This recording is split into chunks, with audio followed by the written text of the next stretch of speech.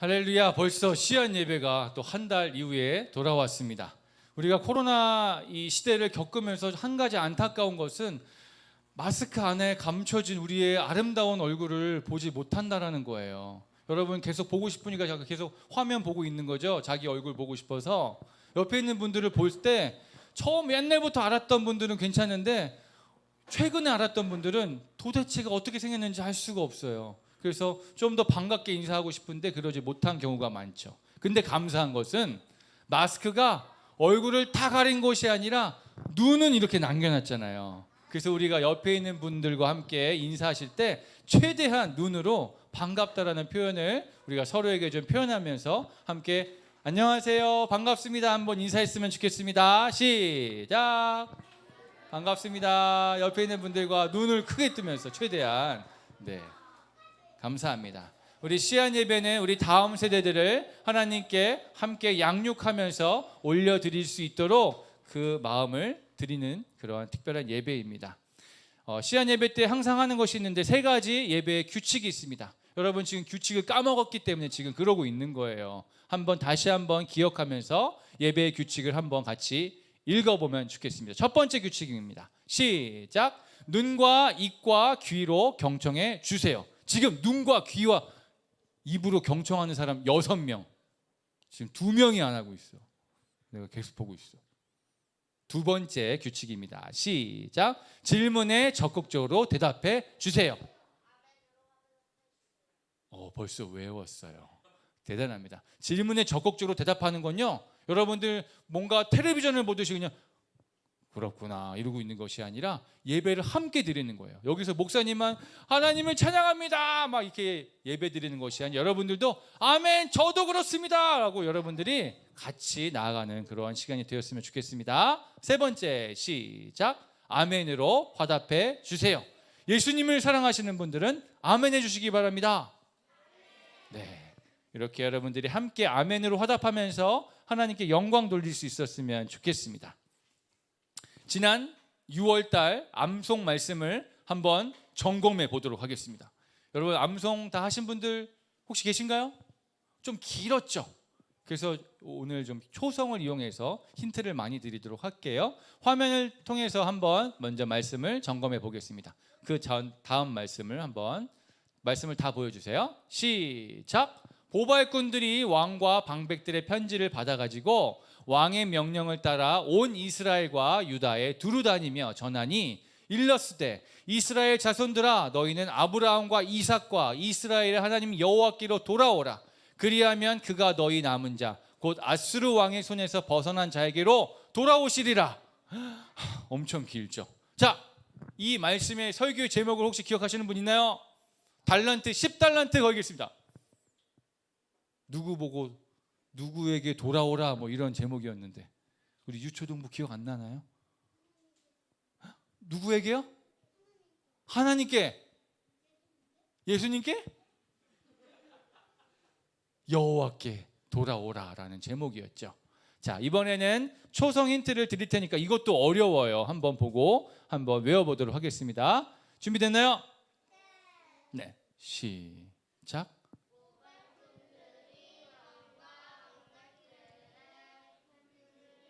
편지를 받아가지고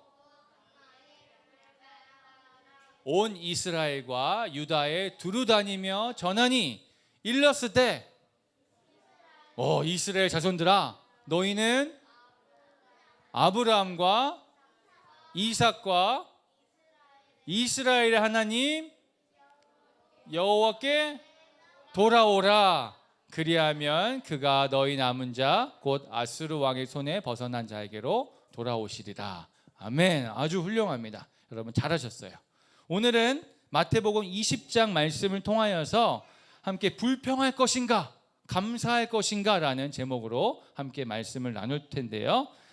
다 읽진 않겠고요. 2절과 또 8절에서 11절만 함께 읽어보도록 하겠습니다. 우리 한 목소리로 한번 읽어볼게요. 2절부터 읽어보겠습니다. 시작. 그가 하루 한 데나리온씩 품꾼들과 약속하여 포도원에 들여보내고 8절입니다. 시작. 저물매 포도원 주인이 청지기에게 이르되 품꾼들을 불러 나중 온 자로부터 시작하여 먼저 온 자까지 삭슬 주라 하니 제 11시에 온 자들이 와서 한 데나리온씩을 받거늘 먼저 온 자들이 와서 더 받을 줄 알았더니 그들도 한 데나리온씩 받은지라.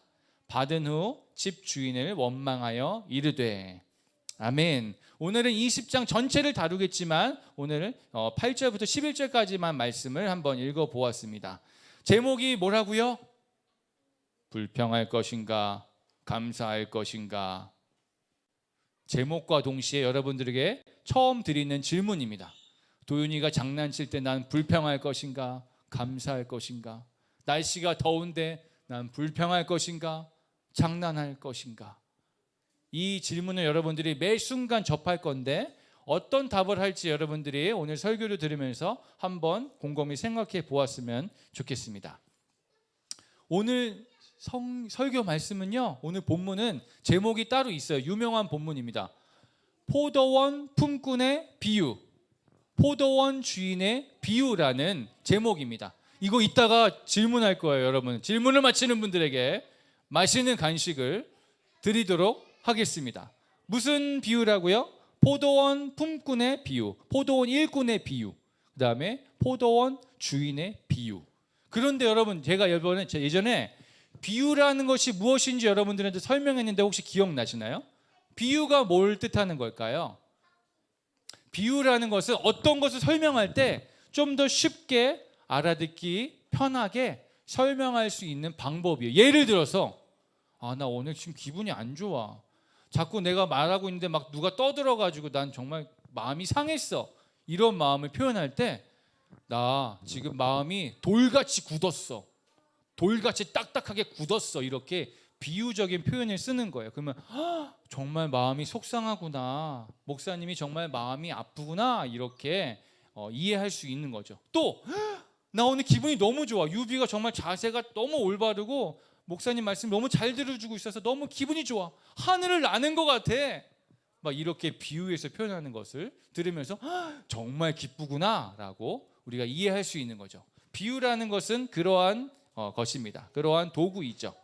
오늘 나눌 이야기가 비유에 대한 이야기인데 무엇을 쉽게 설명하기 위한 것인지 여러분들이 잘 한번 들어봐 주시면 좋겠습니다. 한번 시작해 볼게요.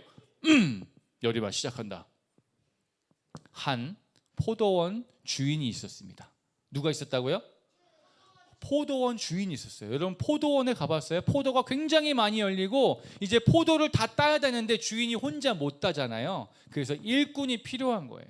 그래서 아침 일찍 몇 시에 나갔을까요? 6시. 새벽 6시에 나가서 일꾼들이 없나라고 한번 나가서 찾도록 하였습니다. 장터에는 이미 일을 하기 위해서, 일을 구하기 위해서 모인 많은 사람들이 북적북적했어요. 우리나라에도 인력시장이라는 게 있었어요. 사진으로 한번 보여드릴게요. 한번 볼까요? 사람이 굉장히 많죠? 여기 있는 사람들이 뭐하러 온 사람이게요? 또 다른 사진도 있죠? 한번 보여주세요. 네, 이렇게나 많아요. 새벽 6시. 이건 한 5시 정도 됐을 거예요. 여러분들이 자고 있을 때. 여기 있는 사람들은 일정한 직업이 없어요. 그래서 일을 하기 위해서 매일매일 여기에 나와가지고 저 일 좀 시켜주세요. 그랬을 때 누가 그래 어디 봅시다. 한번 갑시다. 내가 일 시켜드릴게요. 하면은 그때야 일을 할 수 있는 그러한 사람들이었어요. 굉장히 안타까운 것은 여기 이렇게 많은 사람들이 일을 하고 싶어서 몰려왔지만 여기에서 몇 명 빼고는 다 집으로 그냥 빈손으로 돌아갈 수밖에 없어요. 왜냐하면 일꾼을 찾는 사람들이 적기 때문이죠. 마찬가지로 오늘 이렇게 많이 모여있는 사람들이 많이 모여있는 장터에 포도원 주인이 찾아갔어요. 그래서 거기 있는 무리들 중 몇 명에게 이렇게 물었습니다. 여보게, 우리 포도원에서 한번 일하지 않겠나? 그런 제안을 했습니다. 오전 6시부터 오후 6시까지 하루 동안 일하면 내가 한 데나리온을 주겠네 라고 한 거죠. 한 데나리온은 그 당시의 화폐 가치였는데 지금으로 생각하면 한 10만 원 정도의 가치가 있어요. 10만 원이라는 것은 지금도 그렇지만 그때 당시에는 굉장히 넉넉하고 아주 충분한 수고비였다라고 볼 수 있습니다. 10만 원 정도의 수고비를 주겠네 했더니 그것을 들은 그들이 좋아요. 저 일하고 싶습니다. 열심히 하겠습니다. 제가 가겠습니다. 라고 얼른 포도원 주인을 따라갑니다. 사진에 나왔었나요? 네. 그 후 포도원 주인이 오전 9시에 또 나갑니다. 그래서 장터를 갔더니 이제 없을 줄 알았는데 아직도 사람들이 일을 못 구해가지고 이렇게 서성이고 있는 거예요. 그래서 가가지고 당신 나와 함께 포도원에서 일해보지 않겠소? 그랬더니 그 사람이 기다렸다는 듯이 좋아요. 제발 저를 일 시켜주세요. 라고 이야기를 하는 거죠. 그래서 좋소. 그럼 내가 당신에게 합당한 수고비를 주겠소. 나와 함께 갑시다. 해가지고 또 포도원에 갑니다. 근데 조금 또 있다가 오후가 끝나고 이제 12시 정도 밥 먹을 시간 정도에 또 나가봤더니 아직도 사람들이 거기서 서성이고 있는 거예요. 일이 없어서. 그래서 당신도 오시오 데려옵니다. 또 3시에 나갔더니 여전히 또 있는 거예요. 그래서 그 사람들도 우리 포도원에 가서 일합시다. 감사합니다. 또 간 거예요. 그리고 마지막에 오후 5시에 나갔더니 있었게요 없었게요? 그때도 있는 거예요. 아직도 일을 못 구해가지고 표정이 오늘도 일을 못하면 우리 가족들은 뭘 먹고 살라고? 우리 아이가 우리 마트에서 살려면 돈이 필요한데 일을 못했으니까 돈이 없단다. 네. 그 여스린이 집에 놀러 가야겠구나. 막 이런 식으로 계속 어려움의 마음을 갖고 있었는데 포도원 주인이 그 사람들에게 가서 자네 나와 함께 일해보지 않겠나? 포도원에 가서 일해보지 않겠나? 이제 이 일이 끝나려면 1시간밖에 안 남았는데요.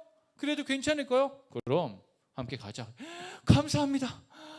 그래도 조금이라도 일하니까 조금의 수고비는 얻을 수 있겠지. 이걸로 쌀이라도 사서 가야지 라는 마음으로 기쁜 마음으로 포도원 주인을 따라갔습니다. 선한 포도원 주인은 한 사람이라도 더 일거리를 주기 위해서 그렇게 수차례 장터에 나가서 일꾼들을 찾았던 것이에요. 드디어 오후 6시가 되었습니다.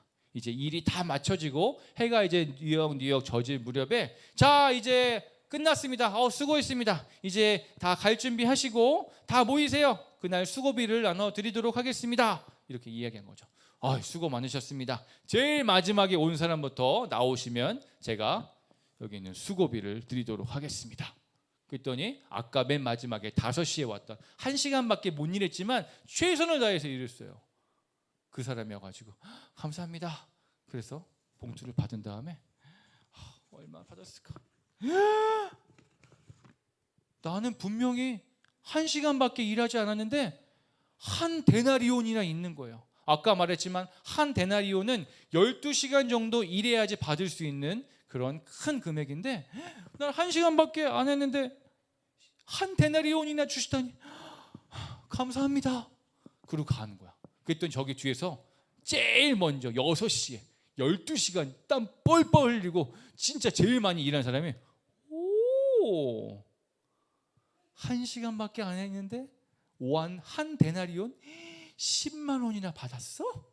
그럼 나는 12시간 일했으니까 야 오늘 완전히 오늘 고기도 사 먹고 우리 아이들 선물도 사고 막 이런 기대함이 생긴 거예요. 그래가지고 기대하면서 다음 나오세요 했을 때 계속 나가. 근데 점점 받는 사람들이 보니까 한 데나리온을 받는 거예요. 그래서 맨 마지막에 맨 처음에 온 사람은 나는 그래도 조금 일찍 왔으니까 좀 많이 받겠지라고 딱 가가지고 여기 있습니다. 당신 제일 먼저 온 사람 아닙니까? 맞습니다. 저 정말 열심히 일했습니다. 수고했습니다. 딱 받았는데 얼마가 있을게요? 한 데나리온만 있는 거예요. 여러분들 같으면 어떻게 했어요? 아니 이게 뭡니까? 저는 아침에 일찍 와가지고 땀 삐질삐질 흘리면서 남들 다 놀 때 제가 제일 열심히 일했다고요. 근데 제가 아까 저기 잠깐 와가지고 1시간 동안 일한 사람도 한 데나리온 받았는데 저는 왜 이거밖에 못 받는 겁니까? 이렇게 따지고 원망하면서 들었던 거죠. 그랬더니 포도원 주인이 맞다 미안 내가 깜빡했네. 이랬으면 참 분위기 좋게 끝났을 텐데 포도원 주인이 이렇게 이야기했어요. 내가 무엇을 잘못했단 말이오? 당신과 일하기 전에 한 데나리온의 수고비를 우리가 약속하지 않았소. 당신 받은 수고비나 가지고 가시오. 나중 온 이 사람들에게 당신과 같이 주는 것이 나의 뜻이오. 내 것을 가지고 내 뜻대로 한다라는데, 내가 선한 행동을 하는데 당신이 왜 그것을 악한 행동이라고 이야기하는 것이오? 라고 꾸중을 들었어요. 자, 이야기는 여기까지입니다. 이것이 무엇을 비유한 이야기였을까요? 이 이야기는 굉장히 유명한 이야기인데요. 이미 그 마태복음 20장을 읽었던 친구들은 무슨 비유를 말하고 있는지 알 수가 있을 거예요. 20장 1절에 이렇게 나와 있어요. 천국은 마치 품꾼을 얻어 포도원에 들여보내려고 이른 아침에 나간 집주인과 같으니 라고 나와 있습니다. 오늘 이 비유의 말씀은 천국을 비유하고 천국을 설명하기 위한 그러한 이야기였어요. 포도원 주인은 누구를 말하는 걸까요? 포도원 주인은 누구를 비유한 걸까요? 여호와 하나님, 하나님을 비유한 거죠. 포도원은 어디일까요?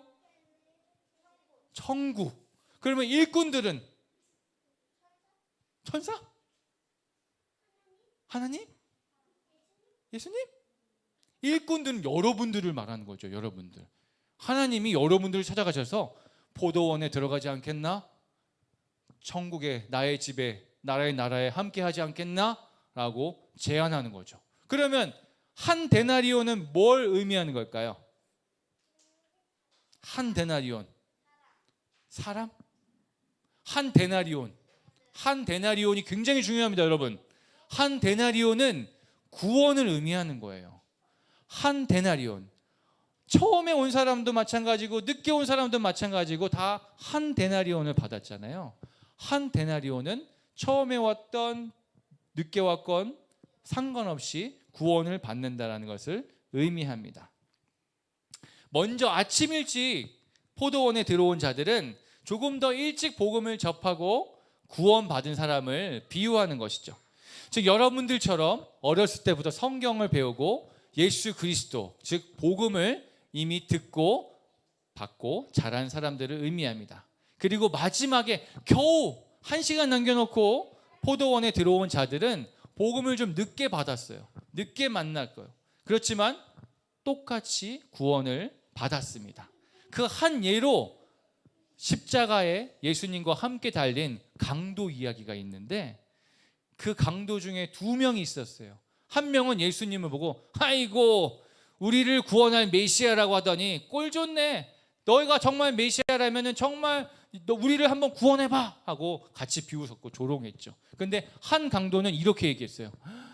야, 너 그렇게 이야기하면 안 돼. 우리가 잘못했기 때문에 여기 십자가에 달려있지만 저분은 그런 분이 아니야. 예수님이 예수님의 나라 가운데 들어갔을 때 저를 꼭 기억해 주세요. 저도 그 나라 가운데 들어갈 수 있도록 도와주세요 라고 그렇게 믿음의 고백을 드렸던 것이죠. 그 믿음의 고백을 예수님이 들어주셨습니다. 가장 늦게 포도원에 들어왔지만 동일하게 한 데나리온을 받게 된 셈이죠. 일찍 포도원에 들어와 일을 하건 늦게 포도원에 들어와서 일을 하건 똑같이 한 데나리온을 받는다는 것은 구원이 자신의 어떤 노력이나 수고로 인하여서 받을 수 있는 것이 아니라, 얻을 수 있는 것이 아니라 오직 하나님의 은혜와 하나님의 사랑으로 인한 것임을 우리가 알 수가 있습니다. 그런데 여리마, 그런데 이 포도원 일꾼은 왜 감사하지 못하고 불평하고 원망했을까? 왜 한 데나리온을 받고도 감사하고 기뻐하며 나아갈 수 있는데 왜 원망하고 불평했을까? 그 처음에 온 포도원 일꾼들이 여러분들이라고 비유했잖아요. 여러분들처럼 어렸을 때부터 복음을 접하고 성경을 잘 아는 친구들. 근데 그 친구들에게 한 데나리온 구원했습니다. 하나님이 여러분들을 구원해 주셨습니다. 그러면은 오 기뻐하고 감사하며 살아야 되는데 맨날 불평하고 불만하고 진짜 너무 슬퍼 이런 말을 할 때가 있는 거죠. 왜 그랬을까요?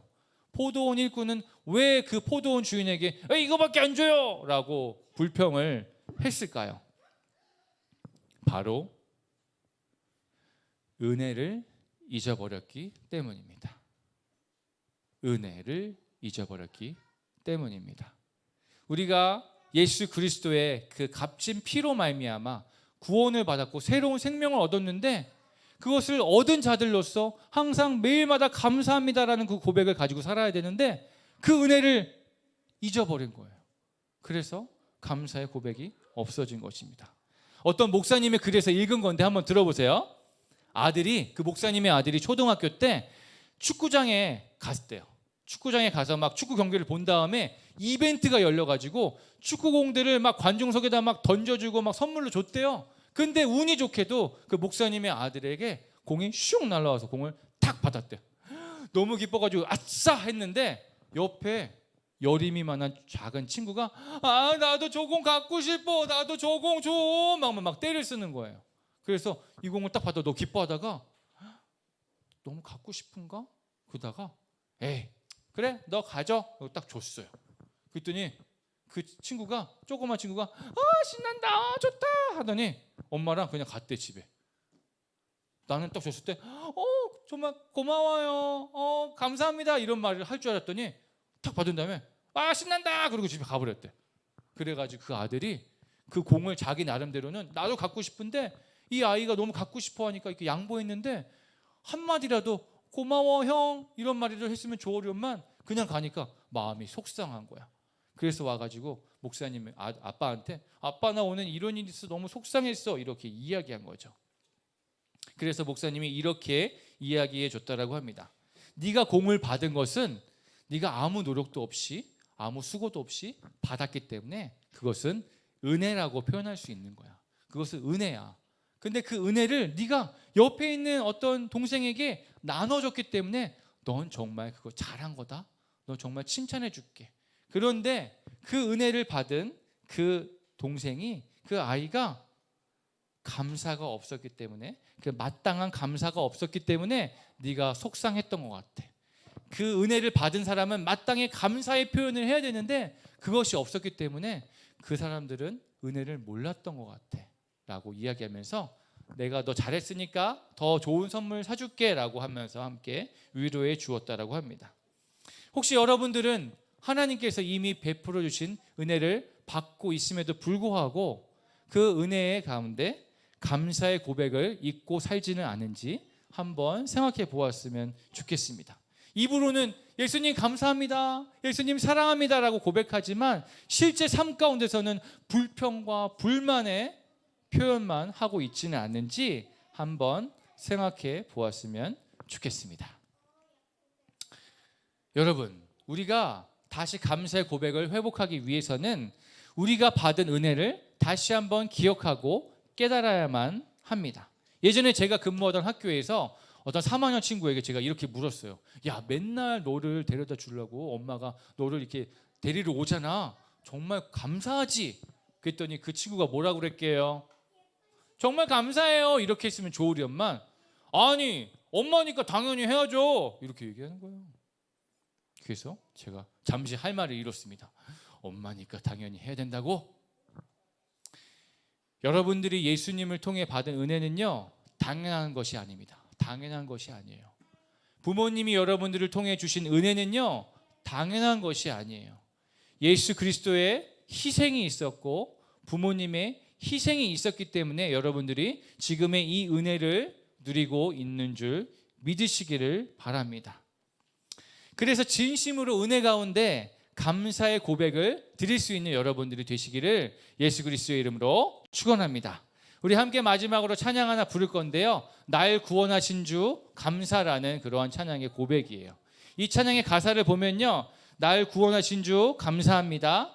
나에게 주신 모든 것을 감사합니다. 지난 추억도 감사하고 향기로운 봄철에 감사하고 가을날도 감사하고 사라진 눈물도 감사하고 모든 것이 감사합니다라는 그런 표현을 담고 있는 그러한 찬양인데 우리가 이 찬양을 통해서 하나님께 하나님 나에게 주신 모든 것이 다 하나님의 은혜입니다라는 그러한 마음으로 함께 고백하고 찬양했으면 좋겠습니다. 함께 그렇게 찬양해 볼까요?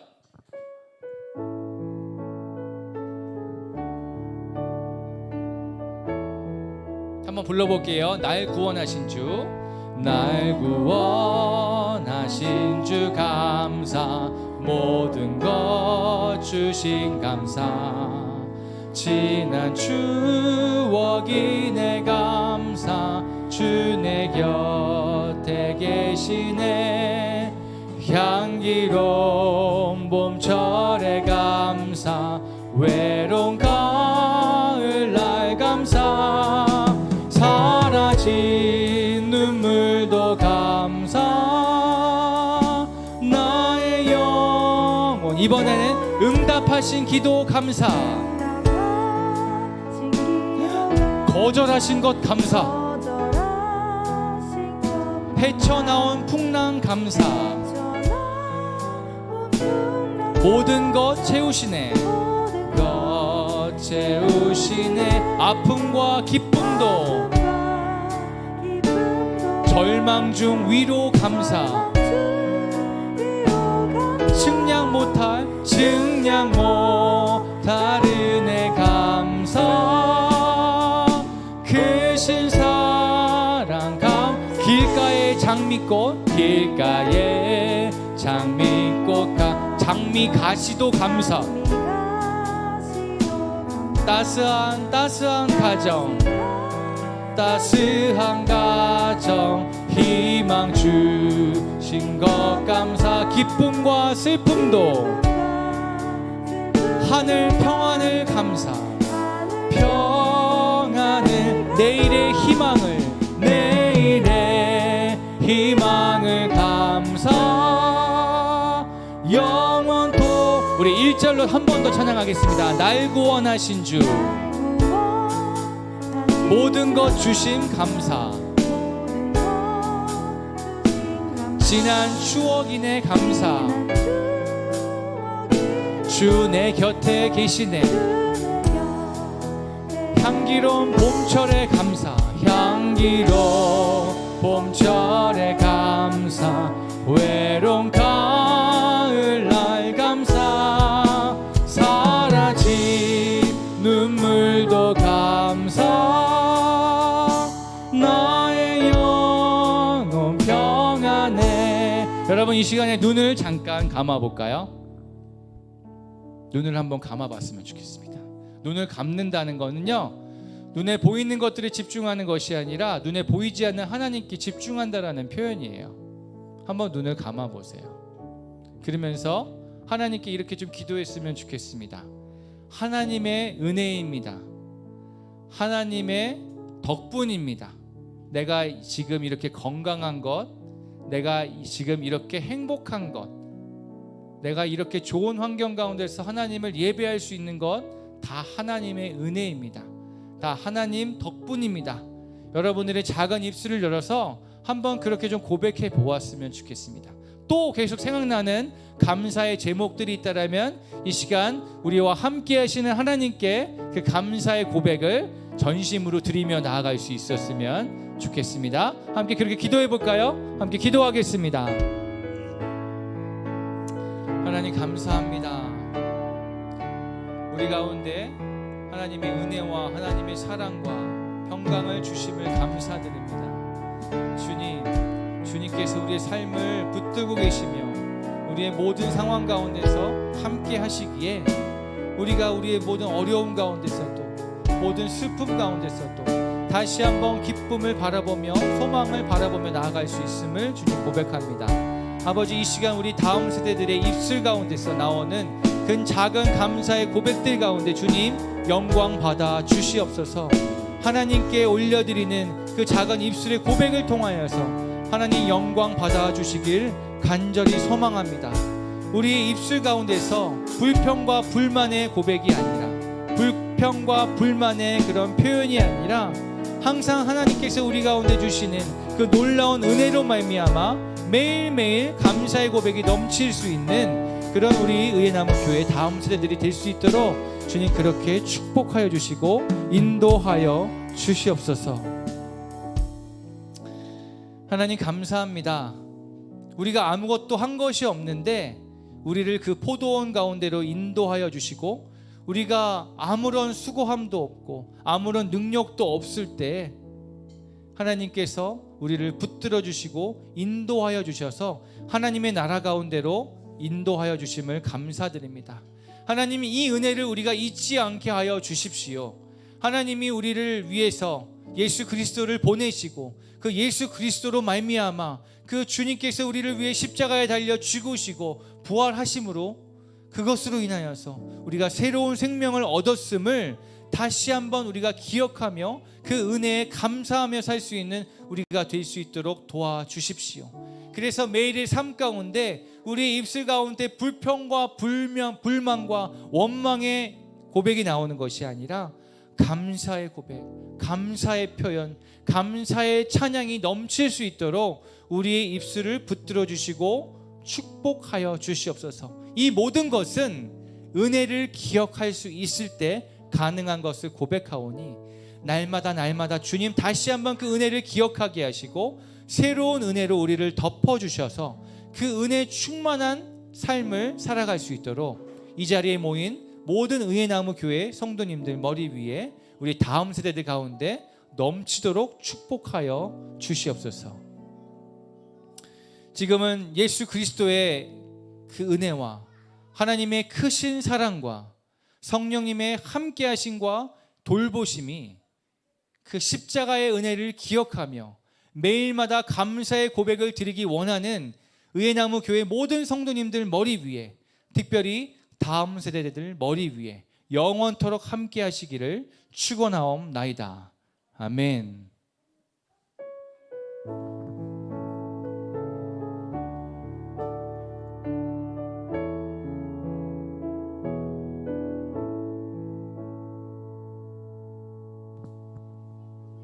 다시 한번 우리에게 은혜를 허락하신 하나님께 영광의 박수 올려드리겠습니다. 할렐루야.